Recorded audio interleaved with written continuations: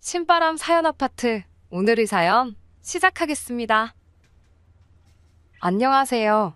결혼을 앞두고 있던 30대 여성입니다. 도무지 잠이 오질 않아서 결국 다시 컴퓨터 앞에 앉아 이렇게 사연을 씁니다. 저는 몇 년 전부터 유기견 봉사활동을 하고 있습니다. 제가 이 봉사활동을 하게 된 계기는 참 단순했어요. 대학교 졸업을 위해서는 봉사활동 점수를 채워야 했거든요. 동물을 좋아하니까 유기견 봉사를 해봐야겠다고 생각했고요. 그렇게 시작된 일이 어쩌다 보니 지금까지 이어지게 되었네요. 이제는 파혼했기 때문에 남자친구라는 호칭도 어색하게 느껴지지만 남자친구와 만나게 된 곳도 봉사활동 현장이었습니다. 사실 봉사활동을 오래 하다 보면 느낌이란 게 있거든요. 저 사람이 여기 왜 온 건지, 얼마나 열심히 할 사람인지 그런 것들이 눈에 보인달까요? 그래서인지 솔직히 남자친구에 대한 첫인상은 그렇게 좋진 않았습니다. 비슷한 나이대로 보이는 3, 4명의 남자들과 같이 왔었는데 어찌나 시끄럽고 정신사나운지 놀러를 온 건지 도와주러 온 건지 알 수가 없었거든요. 하지만 2달, 3달이 지날수록 같이 왔던 친구들은 한 명씩 줄어드는 반면 남자친구는 꾸준히 모습을 보이더군요.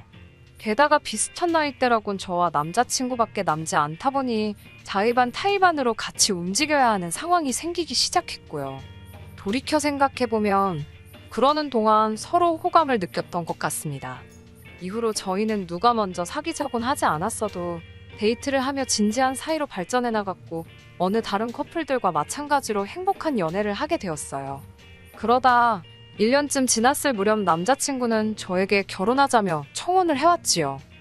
청혼을 받고도 기뻐할 수만은 없었던 건 저에게는 남자친구에게 털어놓지 못한 비밀이 있었습니다. 그건 바로 제가 입양아라는 사실이었지요. 제가 입양아라는 사실을 알게 된 건 제 나이 17, 한참 사춘기로 예민한 시기였어요. 저희 부모님께서는 가능하다면 죽을 때까지 저에게 말해주지 않으려고 하셨다 했습니다. 저를 보육원에서 데리고 온 그날부터 단 한순간도 제가 부모님의 딸이 아니라고 생각해 본 적이 없으셨다며 말이에요. 하지만 사람들이 입양아에 대해 얼마나 많은 편견을 갖고 있는지 잘 알고 계셨기에 가능한 비밀로 하고 싶으셨다 했습니다. 저 역시 단 한순간도 제가 입양아일 거라곤 상상해보지도 못했습니다. 부모님 2분 다 저에게 정말 큰 사랑과 관심을 주셨기에 그런 상상을 한다는 자체가 저에겐 말이 되질 않았지요. 그럼에도 불구하고 결국 제가 진실을 알게 된 건 바로 친할머니 때문입니다. 이건 좀 벗어난 이야기이긴 합니다만 자식을 손가락에 비유할 때 이런 말을 하잖아요. 안 아픈 손가락은 없어도 덜 아픈 손가락은 있다고요. 저희 할머니에게도 일남사녀, 그러니까 저희 아버지와 4명의 고모라는 손가락이 있습니다. 그리고 저희 아버지는 그런 할머니의 손가락들 중 금태두른 손가락이었네요. 무슨 말이냐 하면 저희 아버지는 금이어우기야 애지중지 키워진 자식이었지요. 한 가지 예를 들자면 고모들이 해주신 이야기인데요. 어린 시절 할머니께서 밥을 지으시면 맨 위에 윤기가 좌르르 흐르는 부분은 주걱으로 살포시 떠서 아버지부터 주셨답니다. 고모들은 밥이 부족해서 찐감자로 식사를 대신할지언정 말이에요. 이처럼 아버지에 대한 할머니의 사랑은 동네 사람들이 다 알 만큼 유별나셨다 했습니다. 그런 아버지가 장가를 갔을 때, 그러니까 저희 어머니와 가정을 이루셨을 때 할머니께서 얼마나 손주보기를 학수고대 하셨는지는 말하지 않아도 아실 것 같습니다. 하지만 어쩐 일인지 저희 부모님이 결혼식을 올리고 7년이란 시간이 흐를 동안 아기 천사가 찾아와 주지를 않더랍니다. 지푸라기라도 잡는 심정으로 병원에 갔다가 듣게 된 건 충격적인 소식이었는데 그건 바로 아버지에게 문제가 있다는 거였지요. 어머니와 아버지는 아이를 가질 수 없었고 2분은 고민 끝에 입양을 하기로 결심하셨대요. 할머니께서 그 이야기를 듣고 몇 날 며칠 머리를 싸매고 드러누우셨답니다. 뿐만 아니라 병원은 다 돌팔이라며 이게 다 아버지가 아닌 어머니 때문이라고 그렇게 억지를 쓰셨다네요. 저희 할머니가 원래 입이 거치시고 성격도 괄괄하십니다. 쌍욕은 안 하셔도 사람 가슴에 비수가 될 만한 말들을 아무렇지 않게 내뱉으시는 분이시지요. 제가 입양아라는 사실을 알게 된 날도 그랬습니다. 그날은 할아버지 제사를 지내기 위해 할머니 댁에 들렸던 날이었어요. 어머니와 고모들을 도와 자질구레한 심부름을 하고 있었는데 어쩌다 할머니와 제가 눈이 마주쳤습니다. 그때 저는 접시 여러 개를 나르고 있었는데 금방이라도 놓칠 것만 같아 신경이 곤두서 있었어요.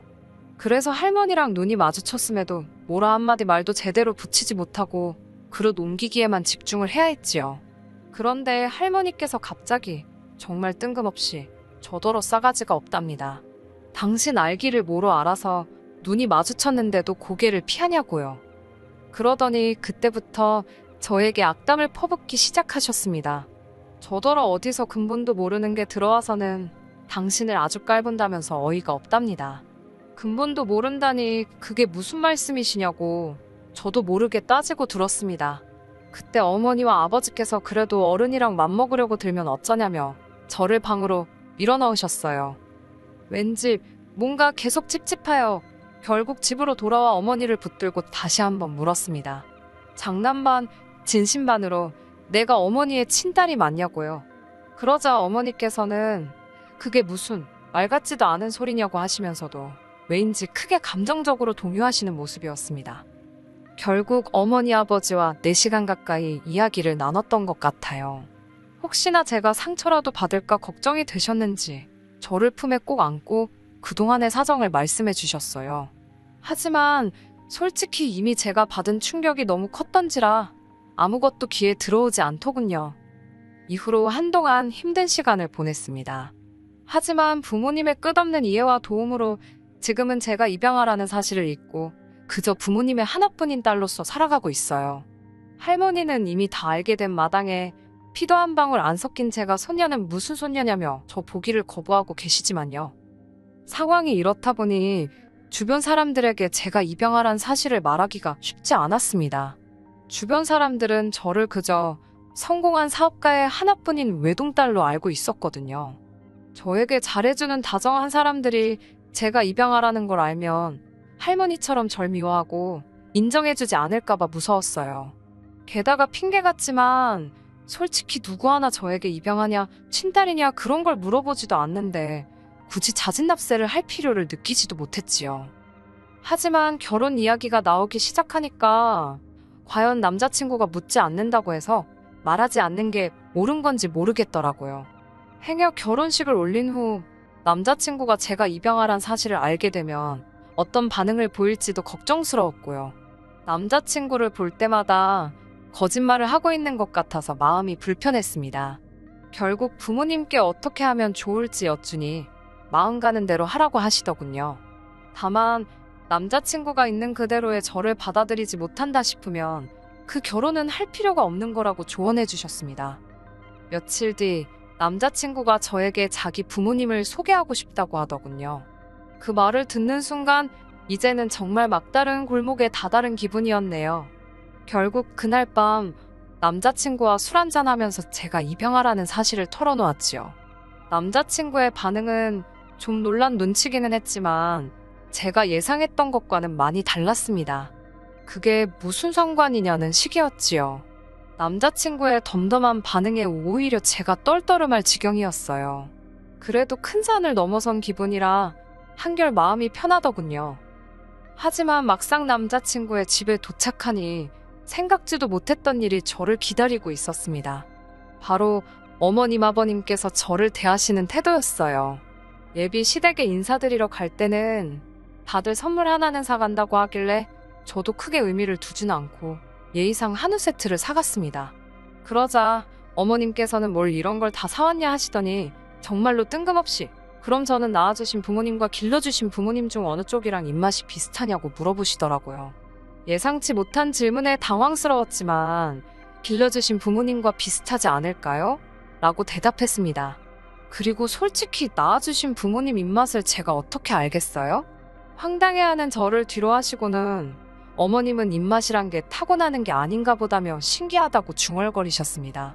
너무 어이가 없었지만 어머님께서 나쁜 뜻 없이 정말 궁금해서 물어보셨을 거라고 스스로를 이해시키려고 했네요. 남자친구 어머님께서 식사 준비를 하시길래 저도 부엌으로 따라 들어갔습니다. 수저 놓고 젓가락 놓고 하는 일들을 도와드렸어요. 원래도 집에서 어머니를 자주 도와드리는 편이라 남자친구 어머님을 도와드리는데 별로 불편하단 생각은 안 했네요. 그런 저를 보고 어머님께서 가정교육은 잘 받은 것 같다고 하셨고요. 그런 칭찬을 듣자고 한 일은 아니었지만 기분이 나쁘지는 않더군요. 이후에도 어머님은 제가 하는 행동마다 잘 배웠다라든가 곱게 컸구나와 같은 칭찬을 한마디씩 해주셨어요. 그때는 어머님이 무슨 생각으로 이런 말씀을 하시는지 몰랐기 때문에 잘 보이고 있구나. 속된 말로 내가 지금 점수를 따고 있구나 싶어서 기분이 무척 좋았습니다. 식사를 하는 동안에는 아버님이 주로 대화를 이끌어 가셨습니다. 아버님께서는 저희 아버지가 하시는 사업에 큰 관심을 보이셨어요. 구체적으로 어떤 사업을 하시는지 말씀드리면 알아보시는 분도 계실 것 같아서 언급하기는 어렵지만 규모가 제법 크고 언젠간 제 것이 될 거라 하셨습니다. 하지만 할머니께서 핏줄도 아닌 외부인에게 대를 이은 사업을 넘겨줄 수는 없다며 당신 눈에 흙이 들어가기 전까진 절대로 안 된다 하셨습니다. 저도 집안에 분란을 일으키면서까지 물려받고 싶은 생각도 없기에 지금 직장 생활을 하고 있고요. 하지만 남자친구 아버님께 이런 시시콜콜한 부분까지 말씀드리진 않고 그저 아버지께서 어떤 종류의 사업을 하신다 정도만 간단하게 말씀드렸습니다. 그리고 정말 황당한 질문을 하셨는데 저희 부모님 사이에 만약에 늦게라도 자식이 생기면 저는 어떻게 되는 거냐고 물으시더군요. 처음엔 무슨 말인지 이해조차 쉽게 되지 않았습니다. 남자친구 부모님께서는 언제라도 두 분 사이에 친자식이 생기면 저는 내쳐지는 거냐고 묻고 싶으신 거였어요. 저희 부모님이 그러실 분도 아니지만 그 질문 자체로 너무 상처를 받았지요. 제가 입양하라는 사실을 아주 확실하게 상기시켜 주셨으니까요. 슬슬 불쾌한 기분이 들기 시작했을 무렵 식사가 끝났습니다. 집에 가고 싶다는 생각이 절실했는데 어머님 아버님께서는 저에게 몇 가지 더 묻고 싶다 하시면서 저를 붙잡아 앉히셨어요. 그렇게 다시 한번 어색한 대화 시간을 갖게 되었습니다. 어머님께서는 저더러 절 낳아주신 진짜 부모님에 대해서는 아는 게 좀 있냐고 물어보셨습니다. 그런 질문 자체가 불편하고 황당해서 이름이고 뭐고 아무것도 아는 게 없다고 말씀드렸지요. 그러자 이번엔 아버님께서 결혼이라는 게 남녀들이 좋아서만 되는 것도 아니고 양쪽 집안 어른들이 어떤지도 봐야 하고 라며 말끝을 흐리시더니 결혼이 제가 생각하는 것보다 훨씬 어렵고 까다로워서 그렇답니다. 그러면서 혹시 저더러 IQ 테스트는 해본 적이 있냐고 물으시더군요. 요새 누가 그런 걸 하나요? 그리고 참고로 저는 한국에서 5손가락 안에 드는 대학을 졸업하여 누구나 들으면 알 법한 직장을 다니고 있었고 어머님 아버님도 그 사실을 잘 알고 계셨습니다. 한때 결혼까지 생각했던 남자친구를 깎아내리기는 싫지만 학력이나 직업면에서 남자친구에 비해 월등히 나은 조건이었지요. 그럼에도 불구하고 제가 결혼을 결심했던 건 그의 배경이 아닌 그의 성품을 사랑했기 때문이고요. 아무튼 아버님께서 덧붙이시기를 타고난 머리가 좋은 건지 아니면 악으로 깡으로 버틴 건지 궁금하셔서 물어보셨답니다. 이후로 잠시 동안 불편한 침묵이 이어졌고 제 마음 한켠에서는 이 결혼을 하는 게 맞는 건지 모르겠다는 생각이 스멀스멀 피어오르고 있었지요. 무엇보다 절 속상하게 했던 건 이 모든 과정 속에서 남자친구는 아무런 말도 하지 않았다는 거예요. 별 반응이 없었던 건 술에 취해서 그랬던 건가 싶어서 마음이 더더욱 씁쓸해지더군요. 그때 어머님께서 질문을 해오셨습니다. 저더러 건강검진은 받아봤는지 산부인과는 가봤는지 그런 것들을 물어보셨어요. 건강검진은 부모님과 함께 거의 매년 받고 있다 말씀드리니 이번엔 유전병 같은 게 걱정이랍니다. 그런 어머님의 말씀에 딱히 뭐라고 대답을 해야 할지 모르겠더군요. 저도 정말로 절 낳아주신 친부모님께서 어떤 사람들인지 알지 못했으니까요. 이쯤 되니까 도대체 무슨 말씀이 하고 싶으신 건지도 모르겠고 기분만 점점 나빠지고 결국 제가 먼저 어머님 아버님께 혹시 저한테 뭐 궁금하신 게 있으신지 여쭈어 봤습니다. 저는 솔직히 저를 낳아주신 부모님에 대해서는 아는 바가 없지만 저를 길러주신 부모님에 대해서는 무엇이든 대답해드릴 수 있다고 말이지요. 그러자 어머님이 하시는 말씀은 충격적이었습니다. 피는 물보다 진하다는 말 알지 않냐면서 그 피가 어디 가겠냐, 이런 말도 있지 않냐고요. 저를 낳아주신 분들이 어떤 사람인지 그걸 알아야 이 결혼을 허락할 수 있을 것 같다고 하셨습니다. 황당해서 제가 남자친구를 쳐다보니까 남자친구가 미안하지만 어머님 말씀도 틀린 게 하나 없답니다. 뒤이어 어머님께서는 일단 당신 아들이 저를 너무 좋아하니까 반대하지는 않겠다며 대신 사람을 사서 제 뒷조사를 하시겠다더군요. 그러면서 기왕 이렇게 된 거 다 같이 저를 낳아주신 부모님이 누군지 한번 찾아보자셨습니다.